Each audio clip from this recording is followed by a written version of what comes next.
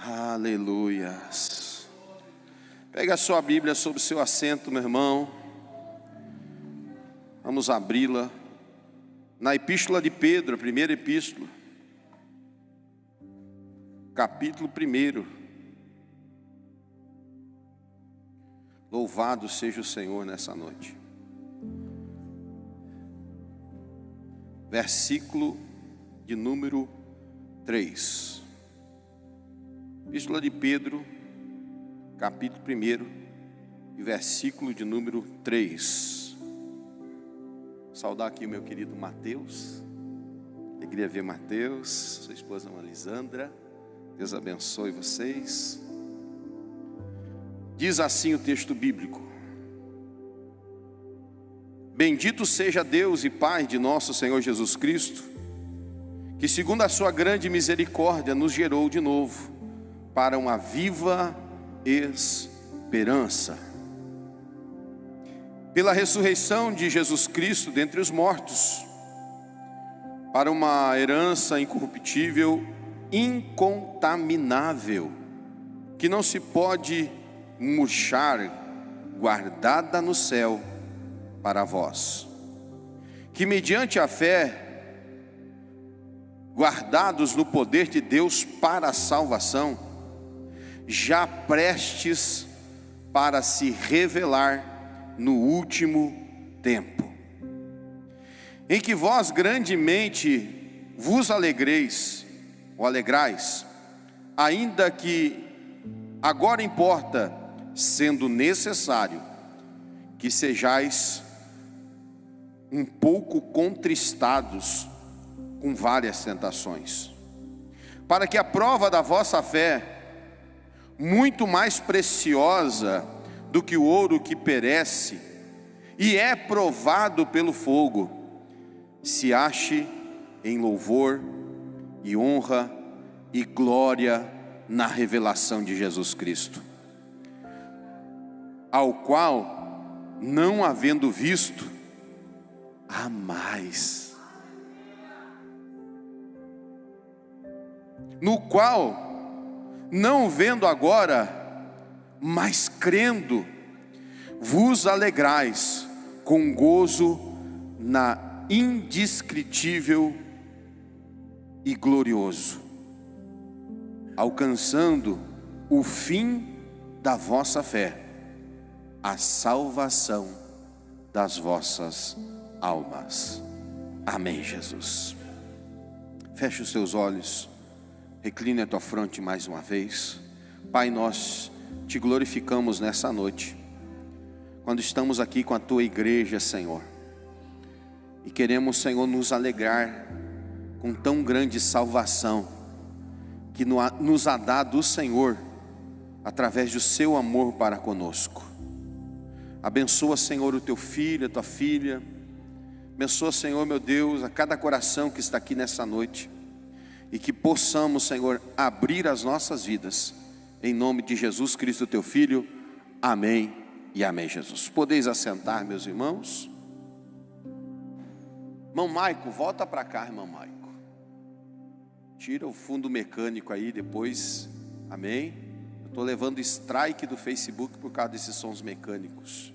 Então pode tirar para nós, Júnior, por favor. Amém? Felizmente as plataformas estão cada vez mais rígidas com seus algoritmos, amém? E às vezes até um fundo musical que esse que está tocando, irmãos, não tem direito autoral. Alguém muito inteligente, lá do outro lado do mundo, registra essa canção, essa melodia, e aí o Facebook começa a cobrar direitos autorais, amém? Então agora a gente vai usar os nossos maravilhosos músicos aqui, amém? Agora sim, vamos lá. Quero falar um pouquinho nessa noite. O Senhor tem tocado no meu coração. Eu estava procurando um texto bíblico, me deparei com esse texto de 1 de Pedro.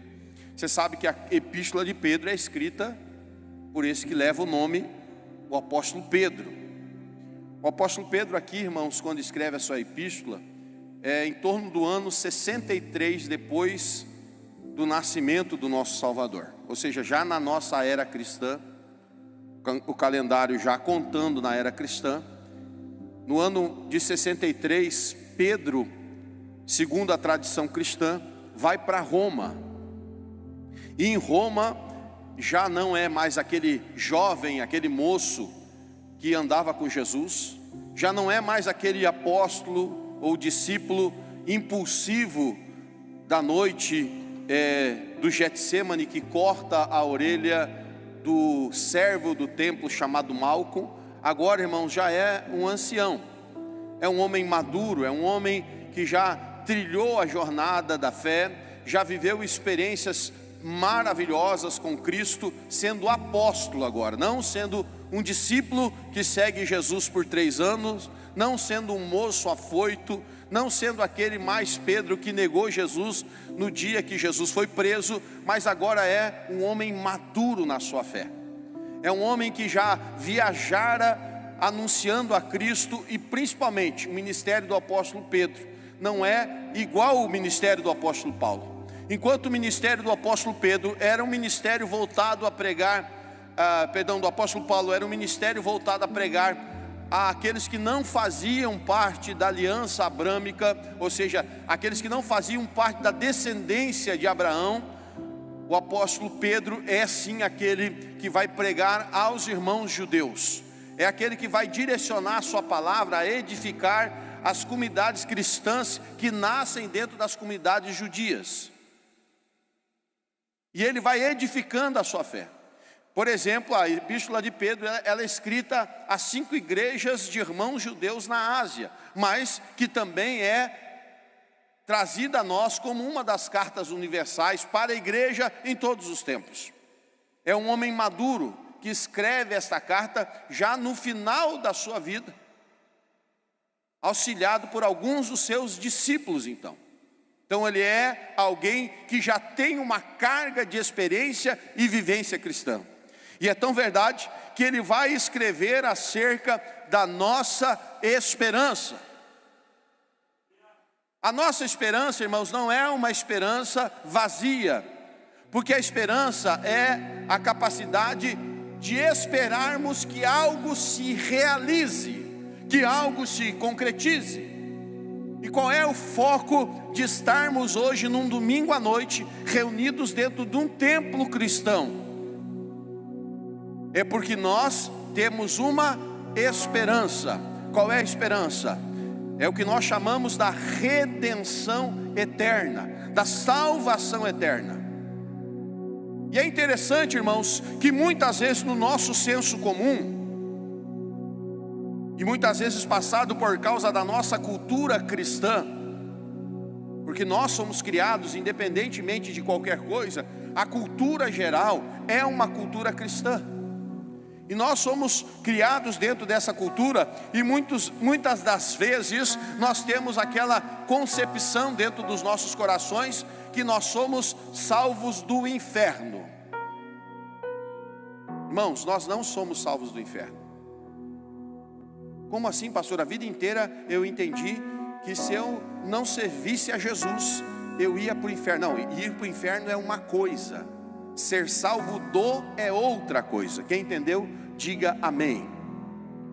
Então, pastor, eu sou salvo do diabo. Não, irmão, também você não é salvo do diabo. Como assim, pastor? Eu não estou entendendo. Eu aprendi a minha vida inteira que eu sou salvo do diabo. Eu aprendi a vida inteira que eu sou salvo do inferno. Não, nós não somos nem salvos do diabo e nem nós somos salvos do inferno. Então, do que nós somos salvos, pastor? Nós somos salvos do que a Bíblia ensina na carta aos Romanos. Nós somos salvos da ira de Deus. O próprio Deus proveu um plano de salvação para salvar você da sua justiça. Por quê, pastor? Porque quando Deus fala a Adão, lá no jardim do Éden, e ele diz para Adão no capítulo 2, e se cumpre no capítulo 3, dizendo para ele: olha, Adão, você pode comer de todas as árvores que está no jardim, mas da que está no meio do jardim, dessa você não pode comer, porque do dia que dela comerdes, certamente você morrerá. No capítulo 3 você vai ver Adão e Eva comendo dessa árvore. Então o homem desobedece uma ordenança de Deus, não é uma ordenança do diabo. O diabo, ele coloca em dúvida a palavra de Deus no capítulo 2. O homem e a mulher comem desse fruto, e o pecado, que é a transgressão contra Deus. O pecado não é uma transgressão do diabo, para o diabo, com o diabo, é uma transgressão contra Deus. E quando o homem transgride contra Deus, a Bíblia diz então que o salário, ou seja, o recebimento, o pagamento por causa dessa transgressão, dessa ofensa, é a morte. O livro do profeta Ezequiel nos ensina dizendo: olha, toda alma que pecar, essa morrerá. Então a morte entra como um castigo, uma punição contra a ofensa realizada contra o próprio Deus. E é interessante que é a própria palavra de Deus que vai fazer com que essa sentença seja cumprida. Porque Deus não compactua com o pecado, Deus não compactua com a ofensa. Se não me trai minha memória, não está aqui nas minhas anotações, mas a lembrança da palavra de Deus no meu coração me faz lembrar daquele texto, se não me trai memória, de Tiago, que é uma citação, se não me traia também a minha memória, do profeta, dizendo que as nossas iniquidades que fazem uma barreira de separação entre nós e o nosso Deus, porque Deus é santo. Nós cantamos aqui, né? Santo, santo, santo. É Kadosh, a palavra hebraica para isso, que diz, Ele é santíssimo. E o pecado não pode compactuar com o próprio Deus, ofende a Deus. Então nós estamos, como a carta aos Romanos, no capítulo de número 6, fala, se a minha memória não está me traindo, porque são versículos que eu não anotei tanto versículo aqui, mas está vindo outros, que diz que nós estamos condenados, mortos nos nossos delitos e pecados. E aí entra então o que? O amor de Deus, ou seja, o próprio Deus, que diz que já havia preparado de antemão, antes da fundação do mundo. Ou seja, irmãos, pensa comigo que Deus tremendo é esse, que existe uma qualidade no nosso Deus que nós servimos. E eu aproveito aqui, sexta-feira, irmãos, nós estamos aqui com um cultaço. Nós aprendemos algumas coisas de Deus na sexta-feira, e nessa sexta eu continuo. E um dos atributos de Deus, uma das qualidades de Deus, do Deus que eu sirvo, do Deus que você serve, se chama presciência. Ou seja, antes que todas as coisas venham ao conhecimento, Deus já sabe. Então antes que todas as coisas fossem fundadas e criadas, Deus já proveu um cordeiro para si, que ia sofrer numa cruz, que ia pagar o preço da redenção, da minha ofensa e da sua ofensa. E Ele é a nossa esperança. Quando eu abro a minha Bíblia aqui na Epístola de Pedro, capítulo 1, verso de número 3, fala pela ressurreição de Jesus dentre os mortos, é a nossa viva esperança. Quando eu abro a minha Bíblia em Colossenses capítulo de número 1, versículo 18, o apóstolo Paulo está doutrinando a igreja de Colossos, dizendo, olha, Ele é o primogênito dos mortos. O que ele está falando? Que por causa da ofensa nós morremos.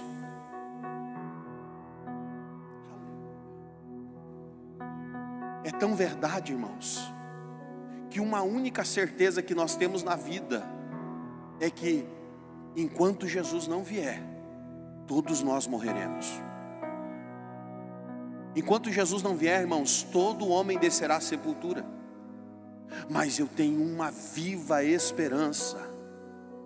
E Paulo vai dizer isso na carta a Tito, no capítulo 1, dizendo: nós não somos como aqueles que não têm esperança. Ei, irmãos, o mesmo Jesus que morreu e ao terceiro dia ressuscitou, é o primogênito daqueles que morreram. Nós também, que temos essa viva esperança, ressuscitaremos. A sepultura não vai segurar os nossos corpos.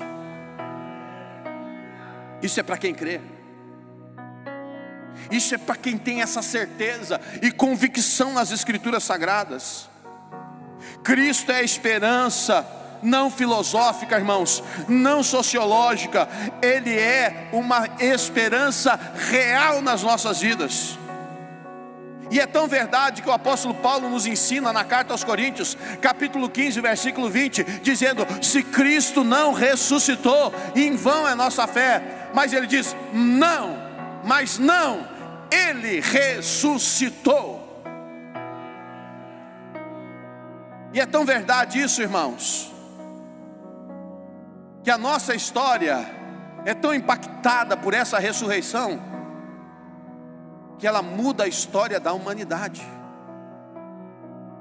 O que você pensar na história da humanidade é resultado do impacto da ressurreição do nosso Senhor. Em Romanos capítulo número 6, versículo 5 diz: porque se fomos unidos a Ele na semelhança da sua morte, porque quando nós, e aproveitar deixa aqui, quando nós nos batizamos, e vamos ter um batismo maravilhoso esse ano, irmãos, quando nós descemos as águas do batismo, o batismo não é, irmãos, a transformação do indivíduo. O batismo não é, irmãos, libertador. O batismo, irmãos, não é, irmãos, um ato físico e espiritual que vai mudar a sua vida, que vai transformar a sua vida, que vai converter a sua vida. Não, o batismo é um ato público, de efeito sim físico e espiritual, que representa aquilo que Jesus já fez no teu coração, aquilo que Jesus já transformou na sua vida. Eu me batismo para testemunho público da minha fé. Eu me batizo também com um ato, irmãos, público, de efeito espiritual, de sepultamento do velho homem. Por isso que nós, pentecostais, adotamos por prática de fé este sacramento, sendo realizado por imersão e não por aspersão. A imersão é colocar o indivíduo todo submerso na água, como se literalmente representasse. A palavra batismo significa isso, no significado original da palavra, sepultar. Então, nós, quando nos batizamos, é resultado de algo que já aconteceu dentro de mim. E eu agora publicamente confesso a Cristo como Senhor e Salvador da minha vida, e prometo diante daqueles que estão testemunhando o meu ato, por isso que é para testemunho, que eu sou um discípulo de Jesus e o seguirei por toda a minha vida. Então o que eu faço num ato físico e espiritual? Eu sepulto a velha criatura, num simbolismo da carta de Paulo aos Coríntios capítulo 15, dizendo: aquele que está em Cristo, nova criatura é, as coisas velhas são passadas, e tudo se fez novo. Ali também é um símbolo espiritual da minha morte e ressurreição em Cristo Jesus.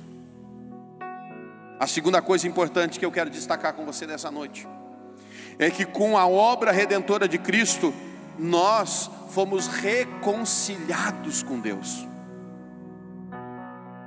Quando Cristo morre na cruz do Calvário, você sabia que existia uma liturgia, que é aquela sequência do ritual religioso. Liturgia é uma sequência de um ritual religioso. Quem entendeu, diga amém. Tem liturgia aqui na igreja? Tem. Qual é a liturgia? Por exemplo, do nosso culto, vou dar um exemplo para você. Nós iniciamos aqui com uma oração. Os irmãos vêm aqui para frente, pegam o microfone, começam a orar, começam a pedir a bênção de Deus. Na sequência, nós temos aqui, na liturgia do culto, o nosso ministro de louvor, que assume o culto, e ele começa a celebrar ao Senhor com você. Começa a adorar ao Senhor com você. Na sequência da liturgia do culto, o pastor assume, dá saudações de bem-vindo, faz uma oração, faz o ofertório do culto, abençoa os irmãos. Na sequência da liturgia do culto, nós temos o quê? A preparação para a palavra, através do louvor. O ministro vem aqui, canta ao Senhor, adora o Senhor, eleva os nossos corações na presença de Deus, que é Deus, é nós falando com Deus. Quem entende, diga amém. Na sequência da liturgia do culto, nós temos o quê? A ministração da palavra, onde nós ouvimos a palavra de Deus, fazemos as reflexões bíblicas. Na liturgia do culto, nós teremos a sequência com a oração intercessória. Encerrando a liturgia do nosso culto, nós temos a bênção apostólica. Então tem liturgia ou não tem? Tem. Qualquer igreja, irmãos, até os nossos irmãos da parede preta vão ter suas liturgias. Vai existir, irmãos, queira ou não queira, todo mundo vai ter os seus ritos religiosos. Qual é a diferença entre uns e outros, irmãos? Eu sei qual é. Qual é, pastor? É que uns têm mais graça de Deus na sua vida do que os outros, irmãos. Simples assim. Uns vão ser mais tradicionais. Estão errados? Não, irmãos. Uns vão ser mais rígidos. Amém, glória a Deus. Uns vão ser mais... Amém, glória a Deus. Sabe como é que se chama isso, irmãos? Multiforme graça de Deus. Sabe por quê, irmãos?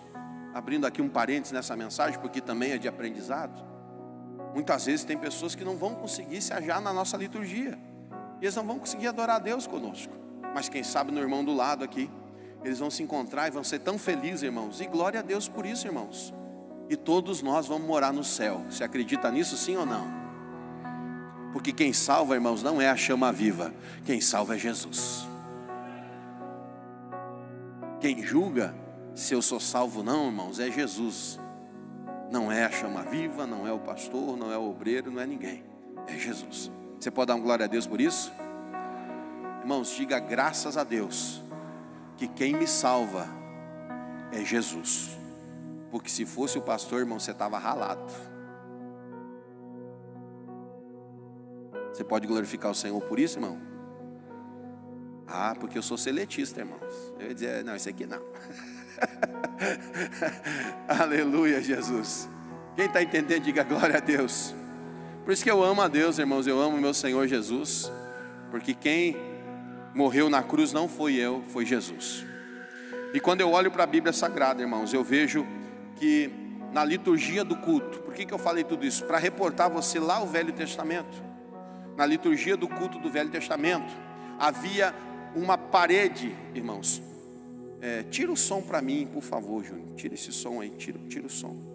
É o Michael? É você, Michael? Está tão perfeito que eu achei que era mecânico. É verdade? Meu Deus dos irmãos, diante de Deus, irmãos, está tão assim, ó, tão maravilhoso. Irmãos, esse negócio é mecânico. Vamos dar uma salva de palmas na vida do Michael, irmãos? Glória para Jesus. Irmãos, na minha cabeça era um playback tocando aí, Jesus amado. Desculpa, Paulo. Não corta não, deixa aí. Deixa Deus inspirar ele, irmãos. Deixa Deus trabalhar através dele. Parabéns, louvado seja Deus na sua vida. Quando eu olho, irmãos, havia ali todo um rito, uma ritualística, que o sacerdote tinha que cumprir para ele poder entrar na presença de Deus. E era como, vamos pensar aqui na igreja, no tabernáculo. Por exemplo, a nave onde você está, irmãos, se chamava Santo Lugar. Como é que se chamava, irmãos? Tem alguém comigo aqui nesse culto? Como é que se chamava o lugar? Santo Lugar. E vamos supor aqui que Aqui onde está o púlpito se chamava Santíssimo Lugar. Como é que se chamava, irmãos? E entre o lugar santo e o Santíssimo tinha uma cortina que ia do alto a baixo e que separava esses dois ambientes. E aqui nesse ambiente, irmãos, ninguém podia entrar. Aqui estava a Arca da Aliança.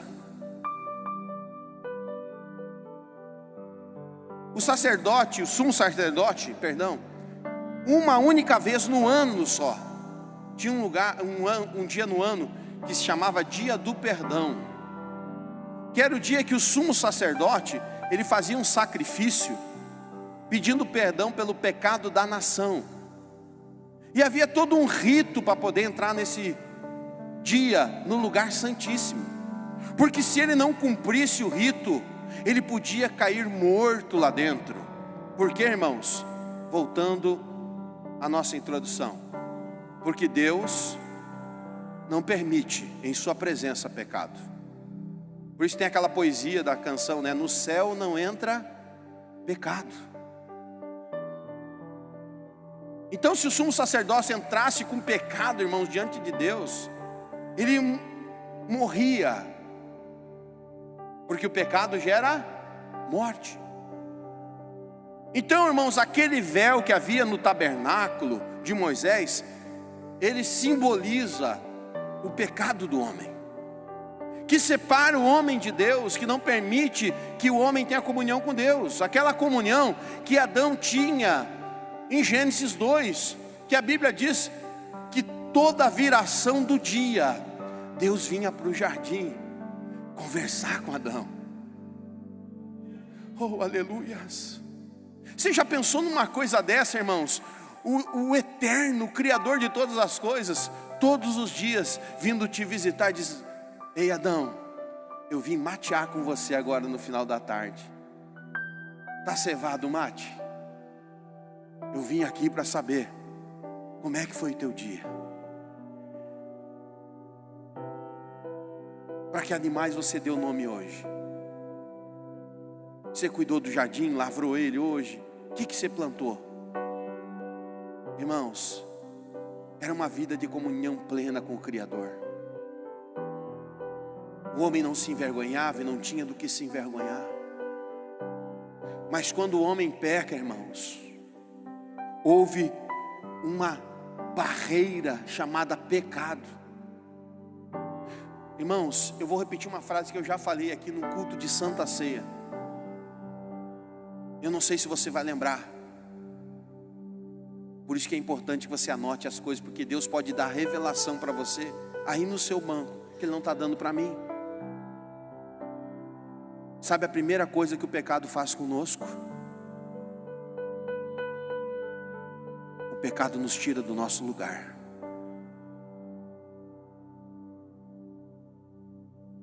Primeira coisa que o pecado faz com a gente, irmãos, ele tira a gente da nossa posição. Eu falei isso quando eu preguei sobre Pedro, esse mesmo que escreve essa epístola. É tão verdade que quando Deus vem, e é claro que Deus sabe onde é que está Adão, Ele sabe o que Adão fez, mas Ele pergunta porque Adão não está no seu lugar. Ele diz: ei Adão, onde é que você está? E a primeira coisa que acontece depois do pecado nos tirar do nosso lugar, você sabe o que é, irmãos? A gente quer cobrir as nossas falhas. A gente quer cobrir o nosso pecado. Porque a Bíblia diz que quando Adão e Eva, eles afrontam a Deus comendo do fruto, a Bíblia diz que os seus olhos são abertos e eles enxergam que estão nus.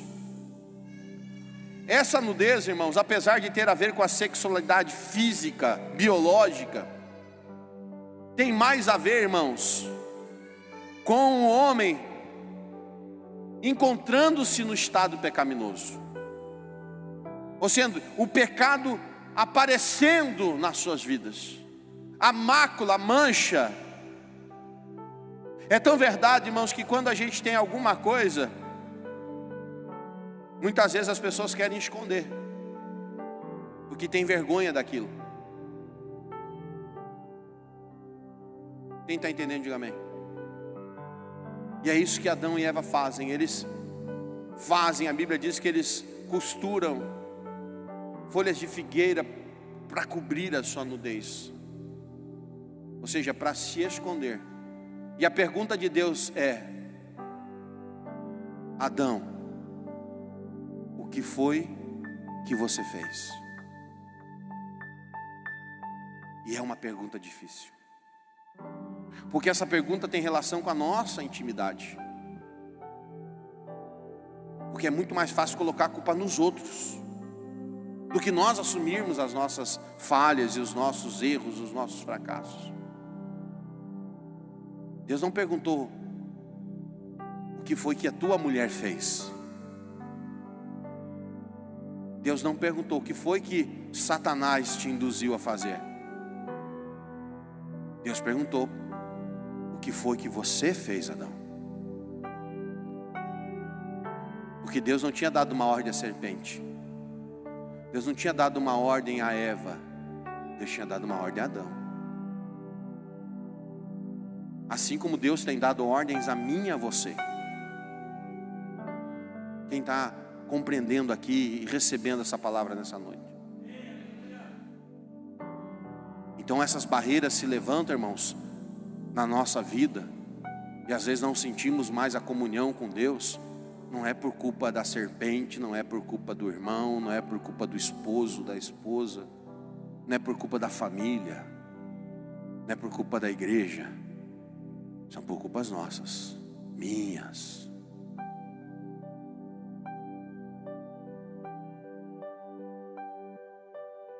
Quem está recebendo de Deus aqui nessa noite? E quando eu olho a Bíblia, eu vejo que Deus providencia uma obra redentora. Redenção quer dizer resgate. Redenção quer dizer adimplência, pagar uma dívida. Efésios capítulo 1, versículo 7. Paulo nos ensina dizendo: em quem temos a redenção pelo sangue, a remissão das ofensas, segundo a riqueza da sua graça. Eu não sei se você já leu essa expressão na Bíblia Sagrada. Hoje foi mencionado lá e encaixou certamente na palavra.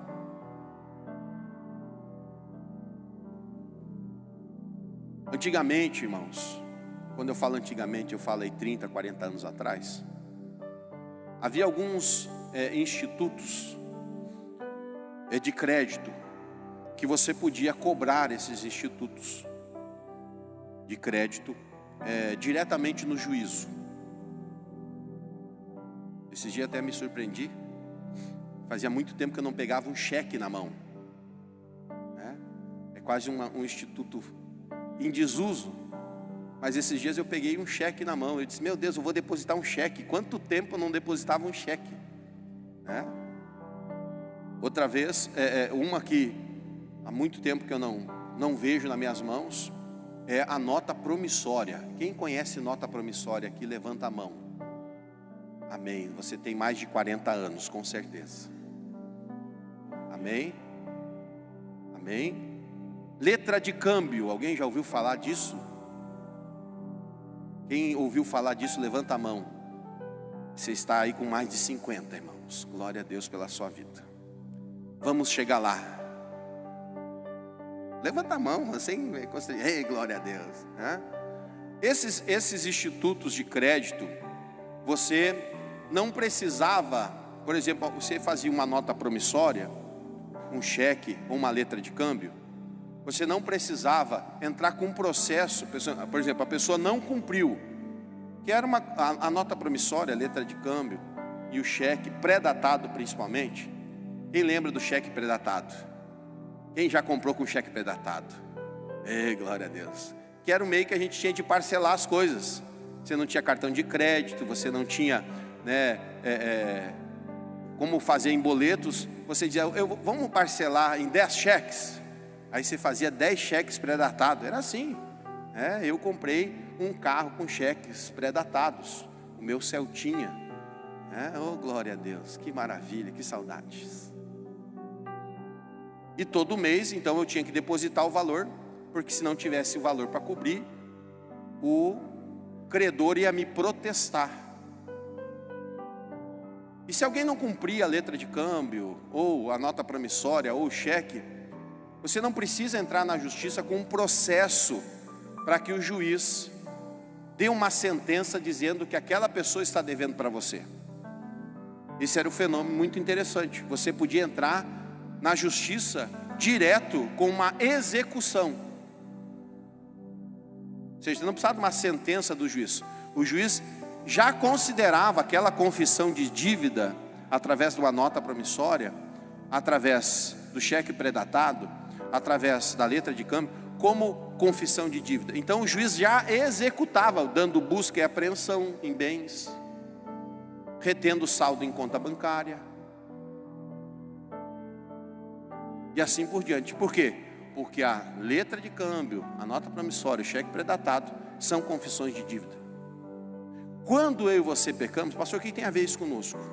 O apóstolo Paulo nos ensina que o diabo tem uma cédula contra nós. O que é uma cédula? Uma nota promissória. Ele está dizendo que o homem, como pecador, assinou para o inimigo das nossas almas uma cédula, uma nota promissória. Quem está entendendo, diga amém. E todo aquele que permanece no estado de pecado, o diabo continua com uma nota promissória que ele pode cobrar.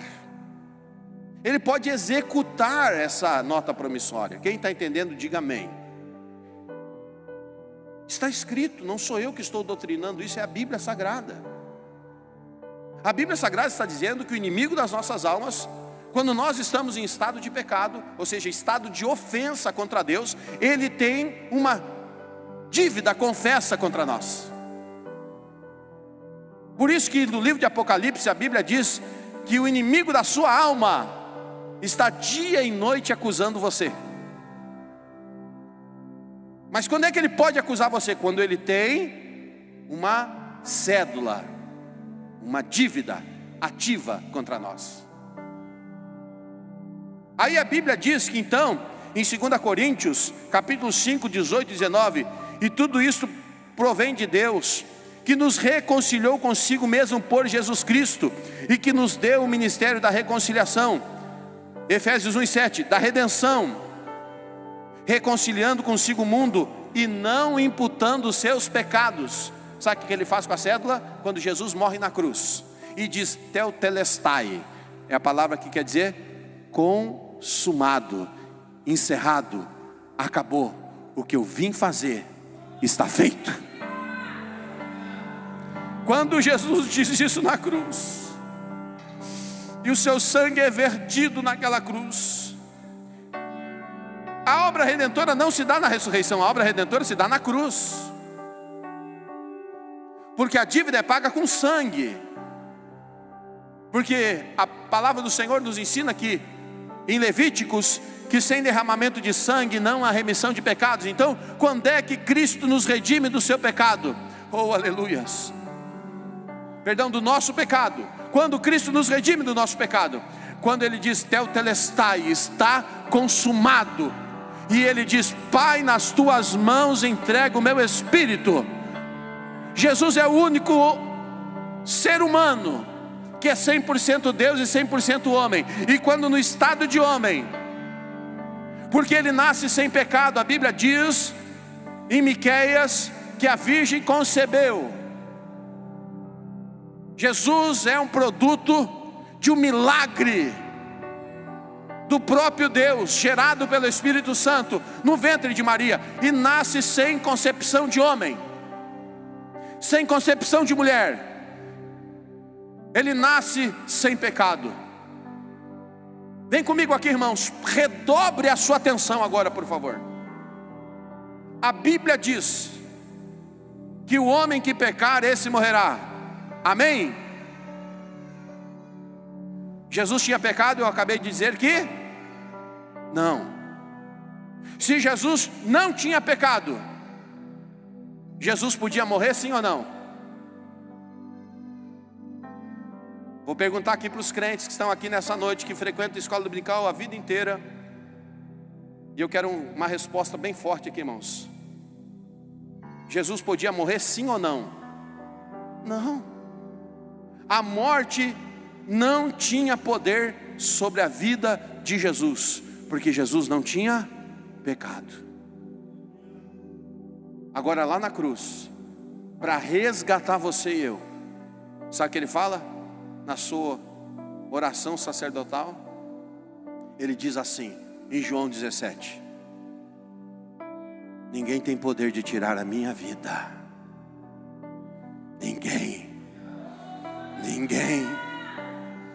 Ninguém tem poder de tirar a minha vida, mas eu a dou pelos meus amigos. Irmãos, eu tento imaginar a morte perto de Jesus naquele dia, tentando fazer de tudo para sacar a vida de Jesus, e ela não tem poder para isso. Por quê? Porque não existe cártula, não existe dívida de Jesus com o pecado. Então Jesus, quando chega a hora certa, o momento certo, ele diz: Pai, nas tuas mãos eu entrego o meu espírito. Oh, aleluias. E ali, irmãos, quando aquele soldado romano transpassa a lança ao seu lado direito, a Bíblia diz que ali sai sangue e água. E ali, irmão, se cumpre a palavra profética de João Batista em João capítulo 1, dizendo: eis aí o Cordeiro que tira o pecado do mundo. Quando eu abro a Bíblia Sagrada, eu vejo que a nossa esperança nos dá graça para vencermos. Olha o que está escrito ali novamente. Pegue a sua Bíblia, meu irmão. 1 de João, capítulo 1. E o versículo 6 diz: em que vós grandemente vos alegrais, ainda que agora importa, sendo necessário, que sejais um pouco contristados com várias tentações. A palavra tentações é a mesma que provação. A esperança cristã, irmãos, não é uma fuga da realidade. Eu vou até um pouquinho contra aqui o viés, muitas vezes, do evangelho vitorioso, da mensagem vitoriosa. Irmãos, evangelho, apesar de Deus nos dar graça. O que é graça? Graça pode significar duas coisas na Bíblia Sagrada. Tem crente comigo aqui ainda, irmãos? Graça pode significar duas coisas. Primeiro, presente de Deus, que se chama a salvação das nossas almas. E graça pode significar também poder de Deus de capacitação.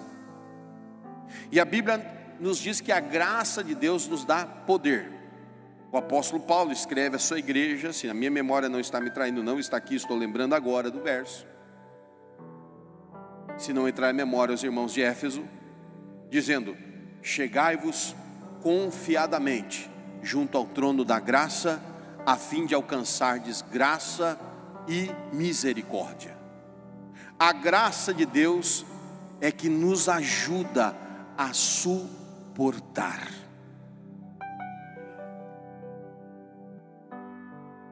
Quando o apóstolo Paulo vai defender o seu apostolado, e ele faz isso firmemente na carta aos Coríntios, na segunda carta, Paulo vai dizer que ele tem um espinho na carne. A Bíblia não diz o que é este espinho na carne. Alguns dizem que era a cegueira que ele já estava enfrentando.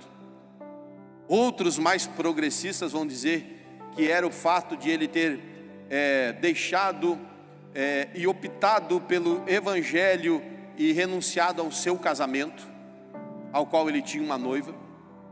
Outros vão dizer que era uma enfermidade incurável que ele possuía, mas a Bíblia em si não diz o que era esse espinho na carne. A gente entende por espinho na carne algo que causa sofrimento, algo que traz pesar. Paulo vai escrever nessa carta dizendo que ele passou por momentos muito difíceis. Alguns deles trazendo para si, dizendo: eu trago no meu corpo as marcas de Cristo. Falando de lutas, de aflições, de adversidades.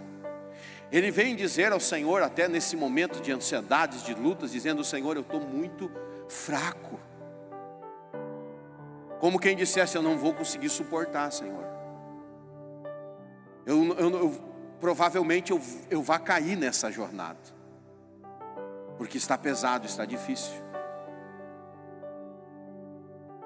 Por exemplo, na carta a Timóteo, ele vai dizer, olha, escrevendo ao seu pupilo Timóteo, dizendo: Timóteo, vem em meu socorro, traz a minha capa,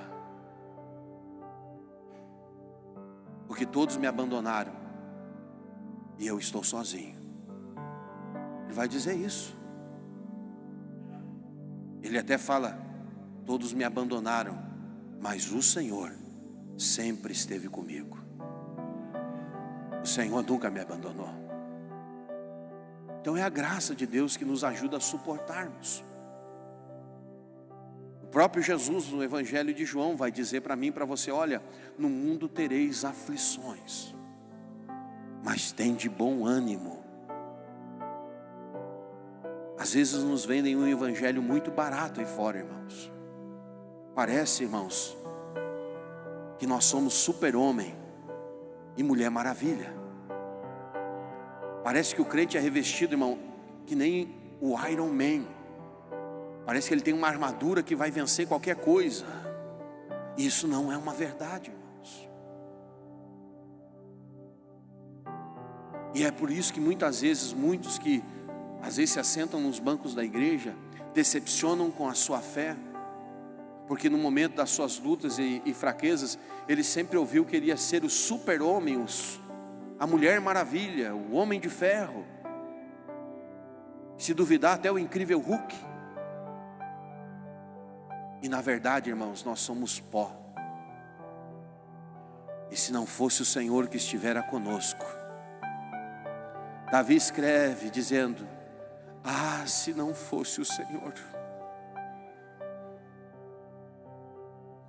se não fosse o Senhor que estivera conosco. Porque evangelho, irmãos, o próprio Jesus diz assim: olha, se você quer vir após mim, negue-se a si mesmo, tome cada dia a sua cruz. Evangelho fala de cruz. E cruz, irmãos, a não ser que eu esteja muito enganado, não é uma coisa boa. Mas sabe qual é a diferença que nós temos, irmãos? E aqui eu me reporto a essa esperança. Por isso que Jesus vai ensinar os seus discípulos acerca dessa esperança, dessa promessa. É que nós temos um Simão Cirineu na nossa vida, irmãos. E quando a nossa cruz pesa e parece que nós não vamos conseguir suportar, então vem uma pessoa maravilhosa chamada Espírito Santo de Deus, e ele diz: a minha graça te basta, porque o meu poder se aperfeiçoa na tua fraqueza. Descansa em mim, renova em mim as tuas forças, fortalece-te em mim, eu estou contigo todos os dias. Oh, aleluias. Por quê, irmãos? Porque a jornada, o fim da vossa fé, tem uma promessa de Jesus em João 14. Jesus olha para os seus discípulos e diz: não se turbe o vosso coração, crede em Deus, crede também em mim. Na casa de meu Pai há muitas moradas. Se não fosse assim, vou-lhe teria dito: vou preparar-vos lugar. A nossa esperança, irmãos, ela é uma esperança escatológica, é uma esperança que nós chamamos de teologia da esperança. Qual é, pastor? Irmãos, até não está na anotação, procurei no celular, que está em Coríntios. Abra a sua Bíblia. Sabe aqueles versículos que você precisa ter marcado na sua Bíblia? Esse é um deles. O que está escrito aí, pastor? Coríntios capítulo 15, versículo 19. Vou até abrir aqui para ler com você. Primeira epístola de Coríntios, capítulo 15 e o versículo 19. Olha que texto profundo. O Espírito Santo me lembrou quando eu estava no banco ali, irmãos, e eu corri aqui para o celular, abri o celular, marquei aqui para ler com os irmãos. 1 de Coríntios capítulo 15 e o versículo 19 diz assim: se esperamos em Cristo só nesta vida, somos os mais miseráveis dos homens. Eu não espero Cristo nessa vida, irmãos. Aqui Ele é o meu Salvador, mas lá Ele é o meu Rei, o Senhor dos Senhores. Eu não espero de Cristo só nessa vida, irmãos. Eu tenho uma promessa do Senhor e eu quero orar com você nessa noite. Em 1 de João capítulo 5, versículo 11 e 12 diz assim: e o testemunho é este, que Deus nos deu a vida eterna, e esta vida está em seu Filho. Quem tem o Filho tem a vida.